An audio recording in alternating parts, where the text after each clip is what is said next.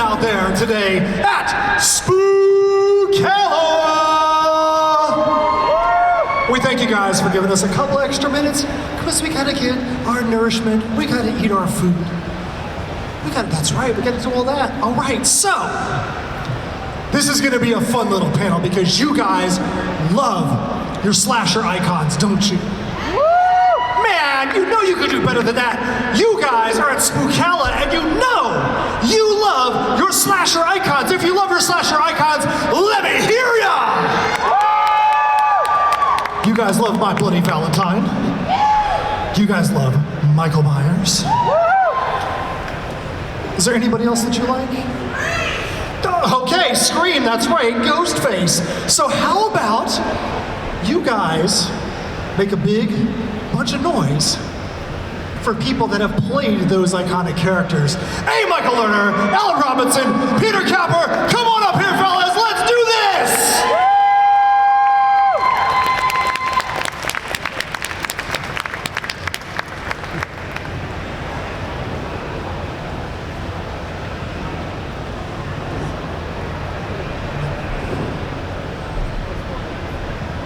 All right, how you guys doing? How you doing, fellas? Doing fine. So because you guys are normally behind the camera and not a star like Thomas Jane or Isabella Furman where you know the face, why don't you guys just introduce yourselves and let them know the role that you're most famous for as far as something that a Spookalite would actually have watched.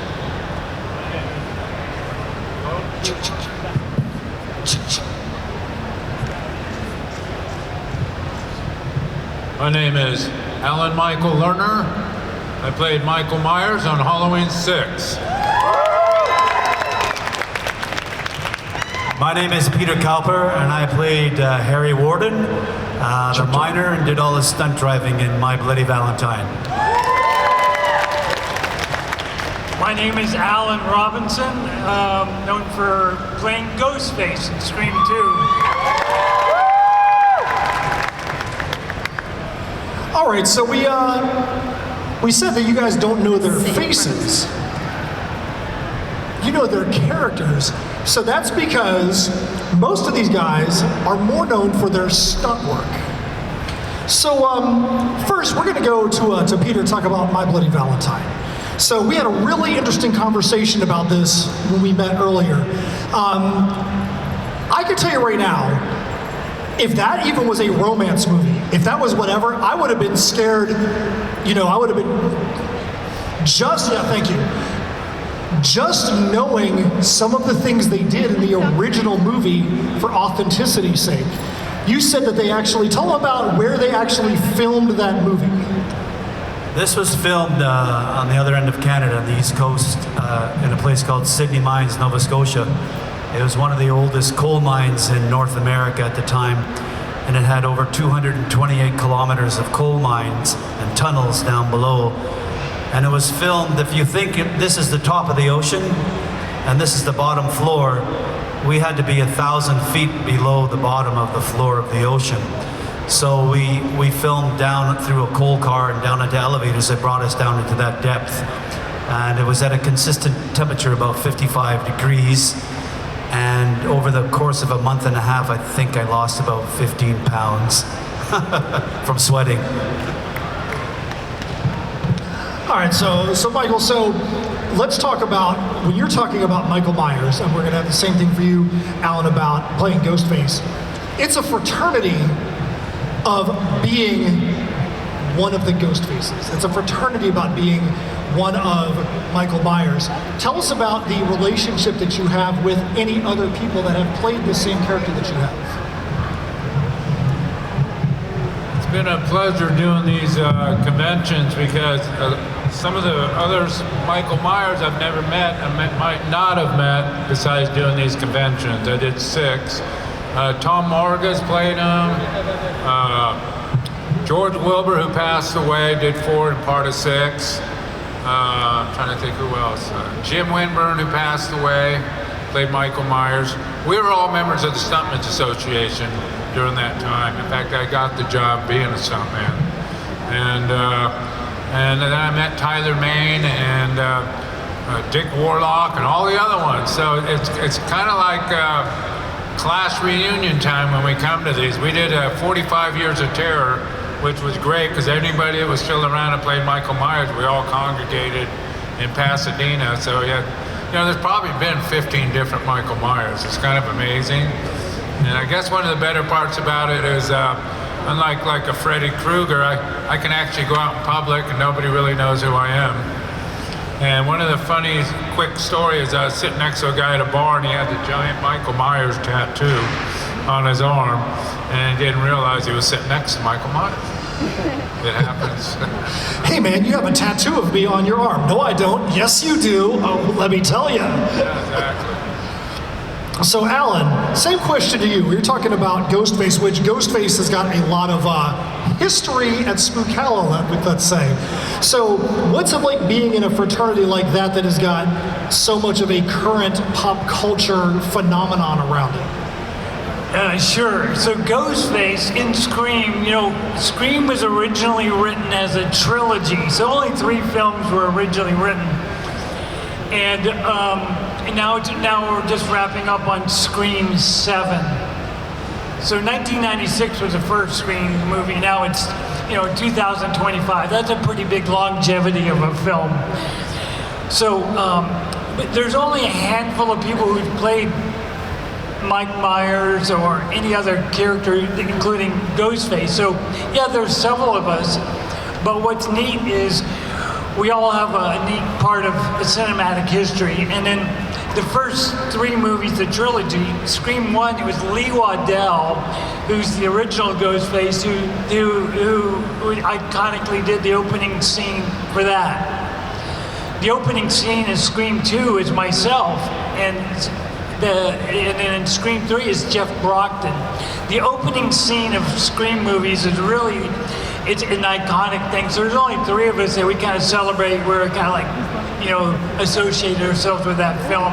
But there's always, in a Scream franchise, there's always going to be more than one Ghostface, because the director, Wes Craven, didn't want one person to be Ghostface because he may, because the killer is one of the actors, so you don't want to always have that same look, so you want to mix it up. But Lee, Jeff, and myself were privileged to do most of the killings in those respective movies. All right, so back to you 2 gentlemen. So when you played your role, did you look to the ones before and go, I need to make sure that I do the role justice and maybe do it a little bit better? And then do you look at the people that came after you and go, they better do this role as good or do it justice? Like, how do you view those who came before you and those who came after that are doing the same character? I guess I'm up.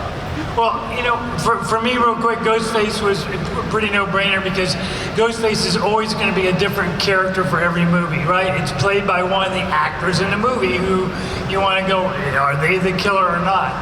So you bring your own self into it. And then, of course, a good director like Wes Craven was, who directed. Wes Craven gave great direction as far as how he foreseed you playing that character. And it was up to me to bring that to life. So... Yeah, pretty much I had to go out and rent a few movies and see what it was all about. I'd never actually watched Halloween, so thought I got the walk down pretty good. And then I did add a couple extra flares. If you guys remember the scene killing the girl in the barn, and I showed a little bit of compassion before I pushed her on the farm machinery. And when I reached for the knife, at first I picked up the little knife, then I put it down. That's originally they wanted me to use that knife, and I picked up the machete kind of knife. And you got your own little flair and the little head tilt thing and stuff like that, which they loved. It ended up being good. You always bring a little piece of yourself, and I guess everybody who played Michael Myers has done the same thing. All right, so Peter, I've got a different variation of that question for you.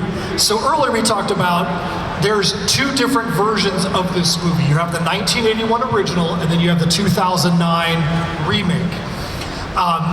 What are your feelings about the way that the remake handled the source material from the 1981 movie? Were you a fan of it?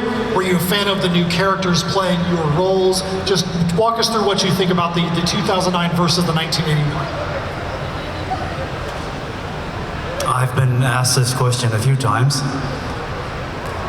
In the original film, the townsfolk were very much established, and they're given enough time for the audience to grow or fall in love with them or identify one person, or I know that guy like the big fellow or the funny kid in the bar or the handsome young swabby dude. But in the second film, they didn't take license with that.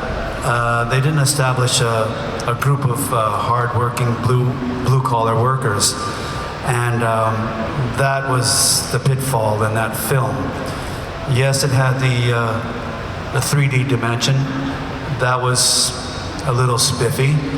I knew the stuntman who played my role,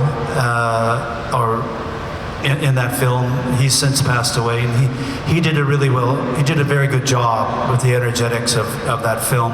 But they missed a lot in that film. They ran around with a pickaxe that was from Home Depot. Most pickaxes that were in coal mines were the version that I used. They came from Wales in England, and they were made short so that if you're down on your knees, you could actually pick through a tunnel. That thing that he was wandering around with was, for picking up a garden. So things like that, when you've done a show and you go, well, why is he using that massive pickaxe, Doesn't make sense. So besides that, I just felt that the story fell short because it didn't have the love of the townspeople that were killed, one after another, after another, and after another. All right, so we're going to give you guys a chance. I have some more questions for them up here, but you know how it rolls. If you guys want to ask a question of either one of these three gentlemen, come up to the mic. We're going to get you set up. I'm going to have a question for Alan here while you guys are getting lined up. So come on up. Don't be shy. Don't be hasty. Let's come on up and ask them some questions. So Alan, you had a great phrase that you said to me before we came up here about what you tell people about your role in films. And what was that phrase? Well, I like to refer to it as you've seen me, but you didn't know it. So why don't you rattle off to the audience some of the unbelievable roles that you may not realize that this man over here had the chance of playing? Well, if I'm playing a character and I'm in a mask, that's one role, or if I'm doubling an actor, that's another role. Those are roles that you should not know that it's me, because as a stunt double, I'm hiding my face. We have a thing that we do when we're around the camera where we hide ourselves because you shouldn't know it's me. And if I'm in a mask, obviously you can't tell it's me. If I'm on Walking Dead or something, I've got tons of, creepy makeup on, or if I've got a mask like Ghostface. But you see me, but then didn't know it is, some of the movies, early ones were like Forrest Gump. I don't know if anybody saw that, but have you guys seen that movie? Do you guys know that movie is Forrest Gump? Yeah. Oh, okay. Well, it's going to come out on DVD soon. VHS. Anyway, I'm doing the stunts for Tom Hanks and that, but I'm running from a pickup truck, but it's shot from my chest down, so you can just see my legs right close to the truck. TV series Sons of Anarchy, many seasons of that, ripping around on motorcycles, crashing motorcycles, doing chase scenes. You want to look like the actor, get away with, being him and doing it. So a lot between me, making sure you can't tell it's me, and a good cinematographer, that can shoot it and not, be looking dead on at me, maybe from a side or from the back. But I have to look at the IMDb to remember half the stuff that I've done. To give you some other examples, but that was a couple of them. If you guys go over to his table, it's fascinating to look at the pictures down there. You're like, wow, man, you played that role? You played that one? I mean, it is a some of the actors come up here, they have this laundry list of characters that they've had a chance to play, and his stunt career is basically like the same thing, but it's like, I gotta be a stunt double for Tom Hanks. I'm like, that's unbelievable. Did I mention Jim Carrey on a few things? Yeah, Jim Carrey. And Tom Hanks, I've worked with him on 7 films. So it's not just, Forrest Gump was the first, but I've worked with him on 7. Jim Carrey on 3 or 4. And then other guys. All right, so we've got a few people lined up here. We're gonna have them go to the mic and ask a question here. So come on up, what's your name, my man? Hello, my name is Maddox, and I have 2 questions. I have one for you. With or without bias, what is your favorite Scream movie? Scream 2. Very good. And one question for you. I'm not sure if you've seen it or not. Hard Eyes, another Valentine's slasher that came out recently. Move up to the mic just a little bit for us, thank you. My bad. If somehow we were ever able to get a crossover between Hard Eyes and My Bloody Valentine someday, what would you want to see? A crossover between Heart Eyes, which is a brand new horror movie that just came out, or My Bloody Valentine. If they were ever able to do a crossover, would you think that that would be a fun movie to make? Yeah, I think so. Heck yeah. I'd lean more towards My Bloody Valentine, but I love both, but yeah, My Bloody Valentine for me too. thank you. Thank you. All right, thanks a lot. All right, next up, how you doing? I am great. How are you? I'm doing good. So for all of you, what was your most iconic scene to film on set that nobody knows is you? What was your most iconic scene that you filmed on set that nobody knows is you? Obviously, playing Michael Myers, I wore the mask, so nobody know that it's me we're looking at today. But my favorite kill was when I impaled the father-in-law in the basement and lift him up and stick him in the electrical box, and his face melts and his head explodes.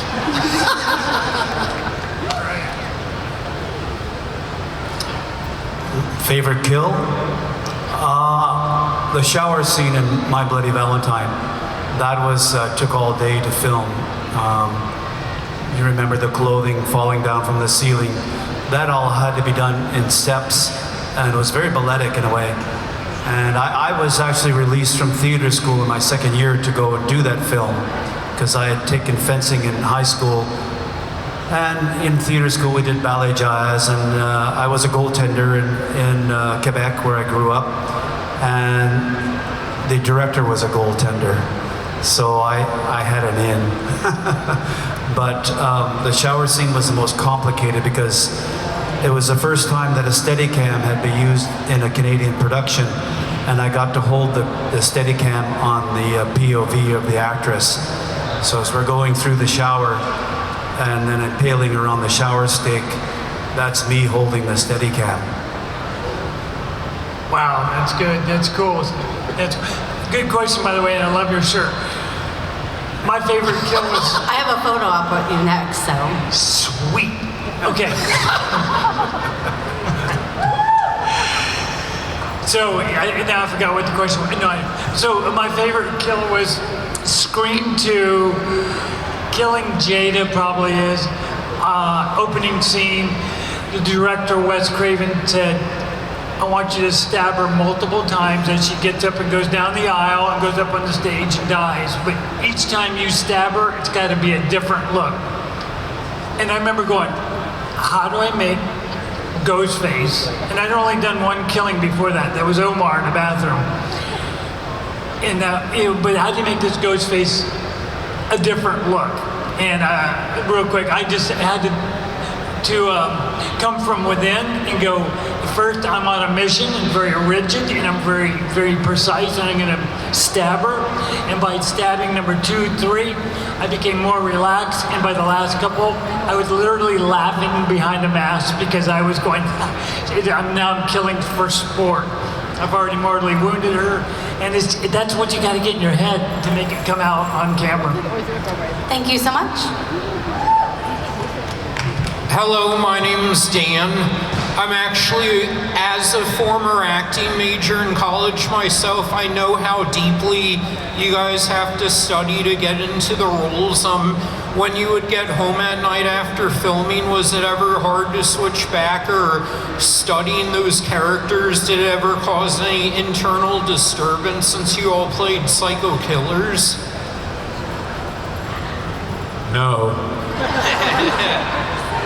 No. After the years of therapy, no. No. Hey, thanks a lot. That's a good question. Next up, how you doing, my man? My question just got answered, so I don't have one. Oh, you don't have another question?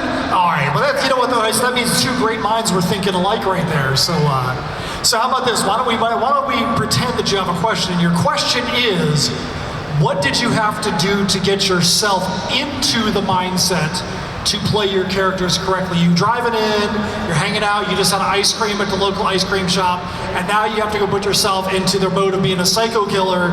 What did you do to get yourself in that mindset? Is that a good question? All right, that was his question.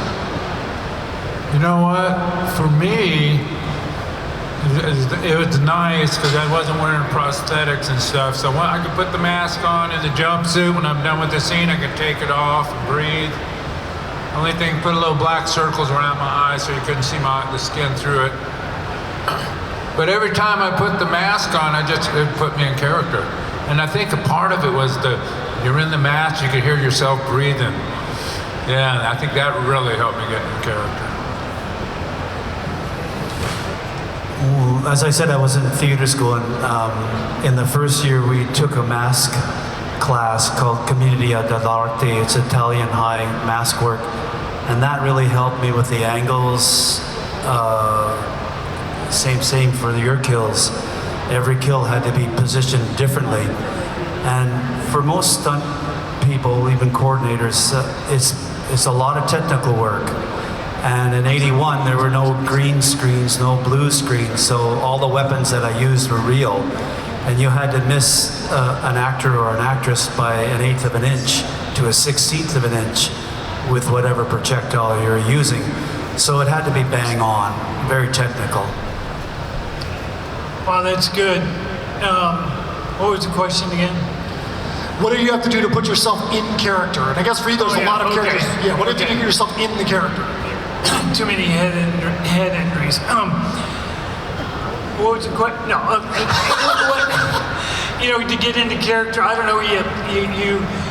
Like Michael said, just putting on the wardrobes lots of times helps.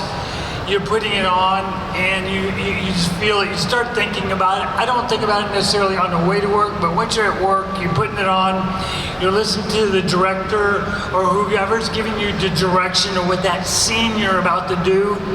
What is it that you're about to do? And you start going in your mind. You may know what that is days ahead of time, but sometimes not until right before you do something. They're going to tell you what your motivation is, but. Hopefully that answered your question. Hey, good question, man. Thanks a lot. That was awesome. All right, next up, how you doing? Hello. Oh, okay, I'm close enough. I had to write this down in my notes. I'm a little bit anxious. For Peter Cowper, what was your favorite moment of portraying Harry Warden on set or behind the scenes? What was your favorite moment for Harry Warden on set or behind the scenes?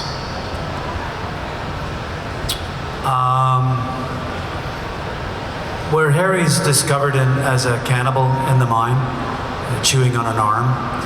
Well, that scene was done on a Saturday night, and the lighting wasn't right, and it was, full of water and blood and gore and everything else, and the director was like, okay, forget it, we'll do it on a Monday. So first thing Monday morning, the blood that they used was a corn syrup dye base, and it was the first sunny day in Nova Scotia in a month, and they left it on the windowsill. So when they said, are we all ready? We're set to go. And I said, yeah, okay, open up. And they squirted this concoction down my throat. And that visual that you see in the film is real. Oh, that's wonderful. Thank you, Mel. You're welcome. Thanks a lot. All right, so what's your name? My name is Jade. And Jade, come up a little bit closer to the mic. We just want to make sure we can hear you up here. And Jade, what's your question? Okay, so I know it isn't really you're used to being the killers and whatnot, but could you give me your best final girl scream? Best final girl scream? Yeah, the scream queens in horror movies. Yeah. I mean, I don't know if anybody's going to be able to actually do an actual scream on the stage, but I mean, if they want to, I mean. Hey, I'd be happy to do my best ghost scream because on camera, here's my best ghost scream.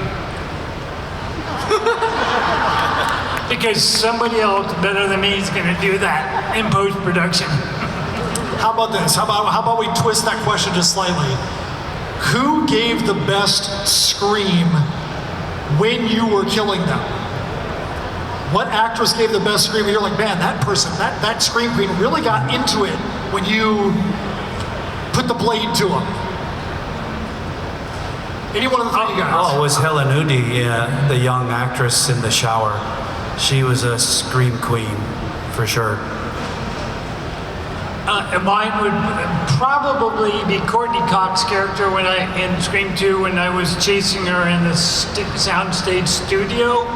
It was a very intense. She's on one side of the soundproof glass, I'm on the other, and I could hear her screaming as I was doing stuff, including I picked up a chair and threw it at the glass right in front of her, but I knew the glass was not going to break, but that's probably my best. I would have to say the scene in the barn when I pushed her on the farm equipment. Was that a good way to twist that question for you? Yeah. All right, good stuff. Excellent. Thank you. Thank you. All right, so you guys are sitting over there, and you guys are in 3 different franchises. You're not franchised. There's no link between your franchises. Do you guys feel a kinship across your franchises of we've all played the same type of character, but we're just guys over here having fun? Do you feel like a kinship across your franchises because you've had to put yourself in those really demanding roles? Yeah, I mean, if you think about it, we all kind of do the same thing, and just working in film, actors and stuntmen, and there's a big family in film. Film is just almost like one. Even the cast and the crew, everybody becomes family, working together and such. Yeah, I see. There's a great sort of quiet respect that you have for each other. And in My Bloody Valentine, the actors that I worked with 45 years ago are still my friends today. We're all on Facebook, and that's very rare in show business. Sure that wasn't MySpace? No. Oh, I better watch out. There's going to be some knives flying up here. Good one, Michael. Good one. Pickaxes. There's a certain camaraderie. I've never met these 2 gentlemen, but I feel a bond because it's a close community of people, who are in the film industry, but then being in the same genre type of film. And, it's a unique experience. There's only a handful of us that have done what we've done, so we share that common bond. So I had an interesting question for Peter. So Peter, when is your son's birthday? Valentine's Day. No idea how I knew that. No idea how I knew to ask that question. But, actually right from his mouth, you know what I'm saying? But how cool is that? All right, so, because we start the panel late, we still don't want to get in the way of your photo ops and things that are going to be happening later. We still have a few more minutes left in the panel, but I want to make sure you guys know if you have a photo op with one of them, we're not going to delay those things. Those things are all still going to be on schedule. Okay, we've talked about you in your own franchise. Is there someone outside of your franchise that you look up to or you respect as that person in Friday the 13th or whatever it may be, really did a good job in that other role that's not in the franchise you're in? I know for Alan it's going to be the most difficult question because he's like been in everything. And like rule out Forrest Gump, rule out Jim Carrey movies. But is there somebody in the horror world that you respect what they did that's not in your franchise?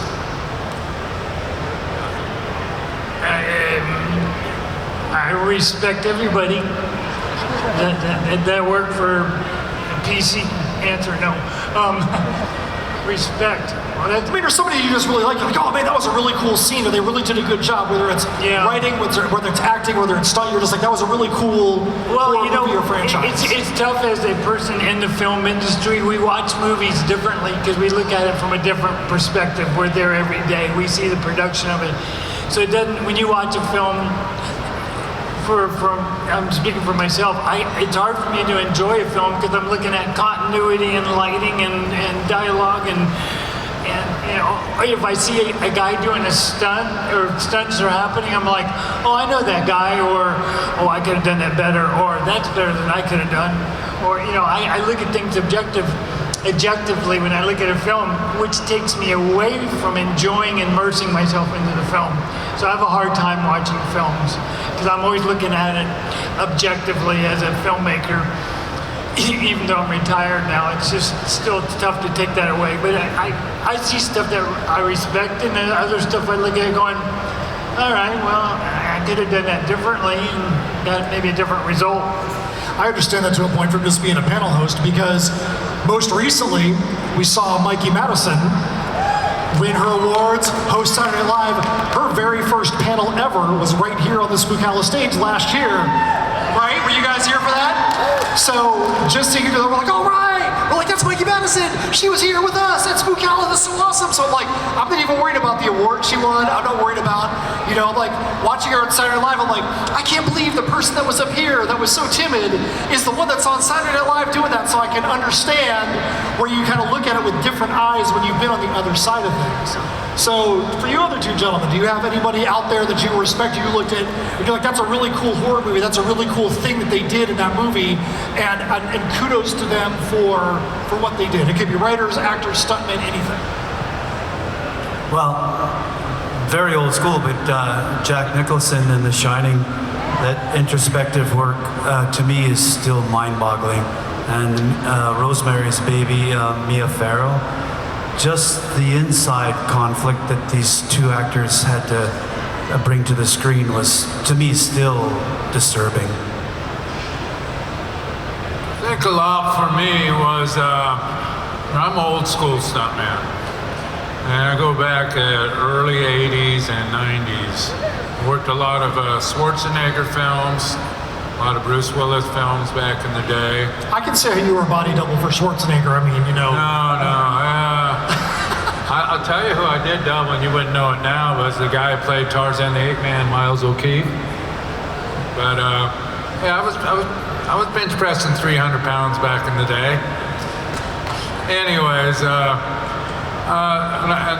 I think one of the greatest icons that I ever worked with was I did an episode on Magnum, and the stunt coordinator didn't tell me, and I showed up. It's like '87, called Doheny, if you want to look it up. And I do this little scene with a guy named Frank Sinatra, who did a guest starring role. So for me, the most iconic person in my generation is to work with Old Blue Eyes. And it was a nothing gag. I throw groceries at him. Magnum chases me down. I get run over by a trash truck. But out of all the people in the industry that I work with, and I work with just about anybody and everybody, that he was the one that I probably got flabbergasted. Oh my God, it's Frank Sinatra. If I could add on that, absolutely, on that, because people ask us like, what's your favorite scary movie? Okay, that's iconic, but what do you like? And I grew up with Alfred Hitchcock because Alfred Hitchcock told a story in a very mysterious way, but he was who I looked up to. The Birds were the scariest movie. Well, cut to, I got an opportunity to be the stunt double for Anthony Perkins, who played Norman Bates.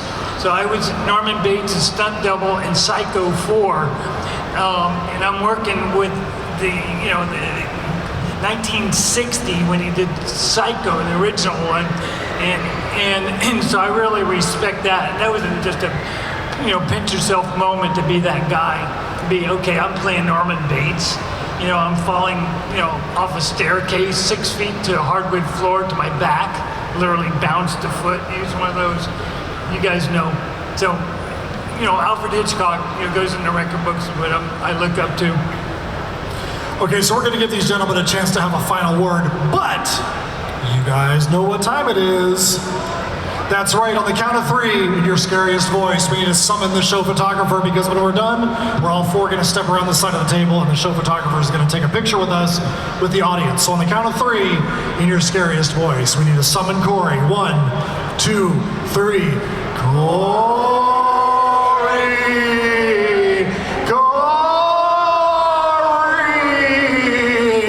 Let's see if the show photographer will appear. While the show photographer is trying to find a way to appear, gentlemen, do you have any final words that you want to say to the fine crowd here at Spookala? I just wanted to say thank you all for coming in here, and if it wasn't for you guys, our fans, we wouldn't even be up here. Ditto. Yeah, we feel very humble to have you come and ask for our autographs. Always will. Thank you. I ditto that. Thank you very much. And everybody can just raise your hand and go crazy. Here's a photo.